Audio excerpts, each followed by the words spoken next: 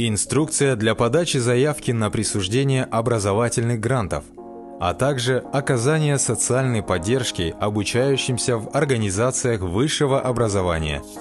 Авторизуйтесь на портале ЕГОВ с помощью ЭЦП или одноразового пароля.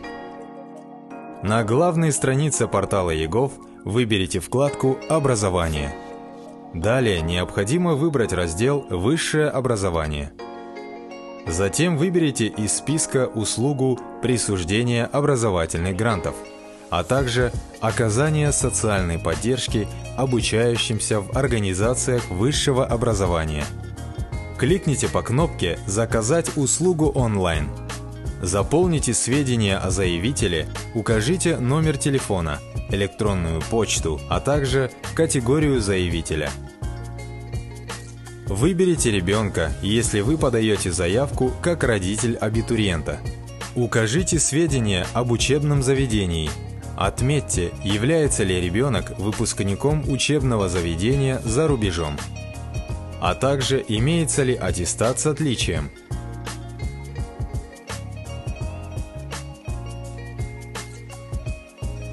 Загрузите электронную копию аттестата об образовании и приложение к аттестату.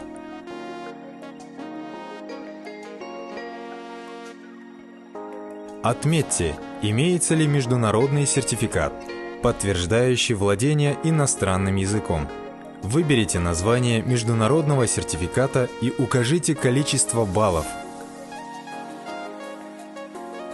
Загрузите электронный языковой сертификат. Введите количество оценок абитуриента. Нажмите «Далее».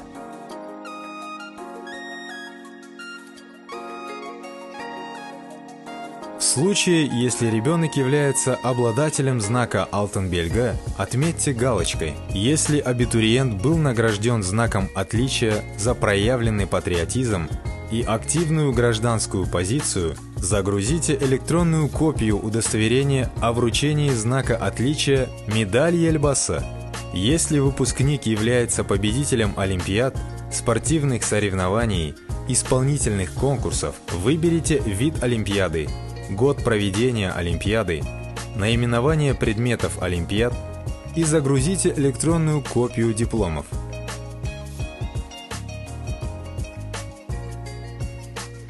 В случае, если олимпиад было несколько, кликните «Добавить», заполните сведения, затем нажмите «Далее». Если поступающий имеет льготы, выберите вид льгот. В случае, если ребенок является инвалидом первой и второй групп, заполните данные и загрузите заключение врачебно-консультационной комиссии. При выборе льготы дети из числа неполных семей, имеющих данный статус не менее 3 лет, загрузите подтверждающий документ. Нажмите «Далее». Заполните общие сведения, выберите форму обучения и необходимые сведения об ЕНТ.